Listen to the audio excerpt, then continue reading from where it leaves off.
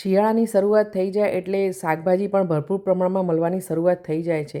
તો લીલા શાકભાજી પણ શિયાળામાં ખૂબ જ પ્રમાણમાં મળતા હોય છે. તો ફ્રેન્ડ્સ, આજે હું જે રેસિપી લઈને આવી છું તે તુવેરના લીલવા અને મેથીના મુઠિયાના વેજીટેબલની રેસિપી.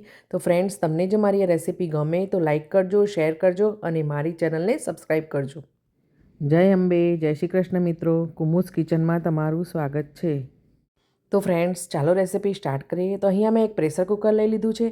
તેમાં 1 ટેબલસ્પૂન જેટલું તેલ એડ કર્યું છે અને તેમાં જીરું અને હળદર નાખી દઈશું. હવે આપણે તેમાં તુવેરના લીલવા એડ કરવાના છે. તો અહીંયા મેં ફ્રોઝન તુવેરના લીલવાનો યુઝ કર્યો છે. તુવેરના લીલવા એડ કર્યા પછી આપણે તેમાં થોડું શુગર અને મીઠું એડ કરીશું અને બધી જ વસ્તુને સારી રીતે મિક્સ કરી લઈશું અને તેમાં 1.5 કપ જેટલું પાણી એડ કરી અને તેને 2 થી 3 વિસલ વગાડી અને તેને કૂક થવા દઈશું. અહીંયા મેં ફ્રોઝન તુવેરના લીલવા લીધા છે. તમે રેગ્યુલર ફ્રેશ પણ તુવેરના લીલવા લઈ શકો છો.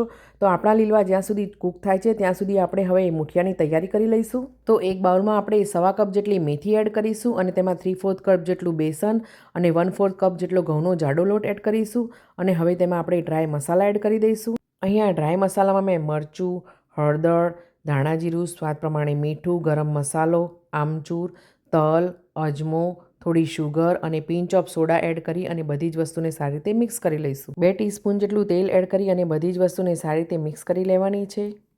તો અહીંયા મુઠિયાના લોટમાં બધા જ મસાલા એડ થઈ ગયા છે. હવે આપણે તેમાં થોડું થોડું પાણી એડ કરી અને તેનો સોફ્ટ લોટ બાંધી દઈશું. જો તમને ઊંધિયું ભાવતું હોય અને તમારે બહુ મહેનત ન કરવી હોય તો દાણા મુઠિયાનું આ શાક તમે ચોક્કસથી એકવાર બનાવીને ટ્રાય કરજો.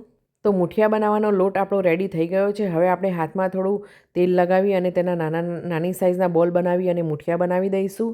તો તમે જોઈ શકો છો કે આપણા બધા જ મુઠિયા આ રીતે તૈયાર થઈ ગયા છે. તૈયાર થયેલા બધા જ મુઠિયાને આપણે ફ્રાય કરી લેવાના છે. તો અહીંયા મેં તેલ ગરમ થવા માટે મૂકી દીધું હતું. હવે આપણે તેમાં મુઠિયા એડ કરીશું. તેલમાં એડ કર્યા પછી આપણે બધા જ મુઠિયાને મીડિયમ હીટ ઉપર જ ફ્રાય કરવાના છે અને વચ્ચે વચ્ચે આપણે તેને ચલાવતા પણ રહીશું, તેથી બધા જ મુઠિયા અંદરની સાઈડથી પણ સારી રીતે કૂક થઈ જાય. તો અહીંયા આ મુઠિયાને ફ્રાય થતાં લગભગ 3 થી 5 મિનિટ જેટલો ટાઈમ લાગે છે. તો તમે જોઈ શકો છો કે આપણા મુઠિયા સારી રીતે ફ્રાય થઈ ગયા છે અને તેનો કલર પણ થોડો ચેન્જ થઈ ગયો છે. હવે આ સ્ટેજ ઉપર આપણે મુઠિયાને બહાર કાઢી લઈશું.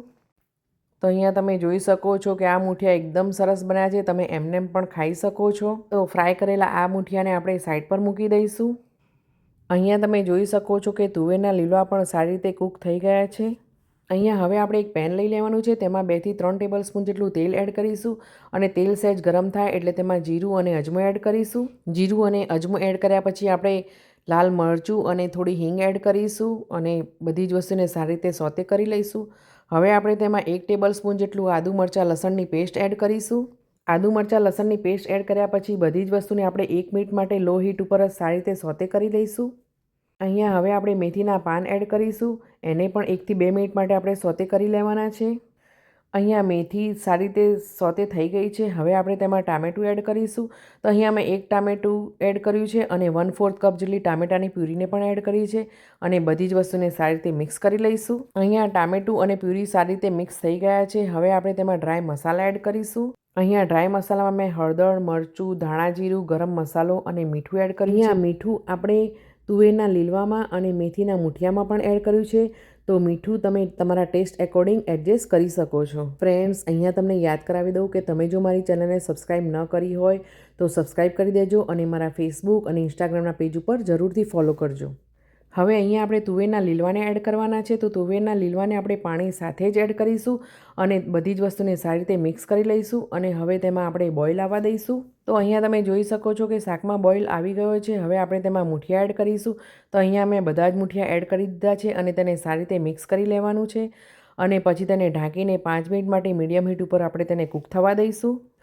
અહીંયા 5 મિનિટ પછી આપણે જોઈએ છે કે આપણી સબ્જી એકદમ રેડી થઈ ગઈ છે. હવે આપણે તેમાં કોથમીરના પાન એડ કરીશું અને સારી રીતે મિક્સ કરી લઈશું. તો તમે જોઈ શકો છો કે આપણા દાણા મુઠિયાનું શાક એકદમ રેડી થઈ ગયું છે અને સ્મેલ પણ એકદમ સરસ આવી રહી છે. તો દાણા મુઠિયાના આ શાકને આપણે ગરમા ગરમ જ સર્વ કરીશું અને ઊંધિયાને પણ ટક્કર મારે તેવું આ દાણા મુઠિયાનું શાક તમે ઘરે ચોક્કસથી ટ્રાય કરજો.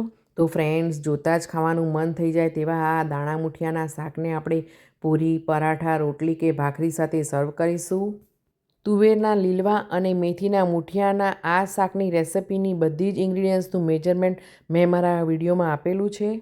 ફ્રેન્ડ્સ, તમને જો મારી આ રેસિપી ગમી હોય તો લાઈક કરજો, શેર કરજો અને મારી ચેનલને સબસ્ક્રાઈબ કરજો.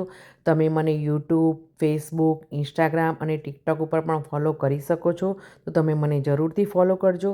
હવે આપણે મળીશું નેક્સ્ટ રેસિપીમાં. ત્યાં સુધી જય શ્રી કૃષ્ણ ફ્રેન્ડ્સ.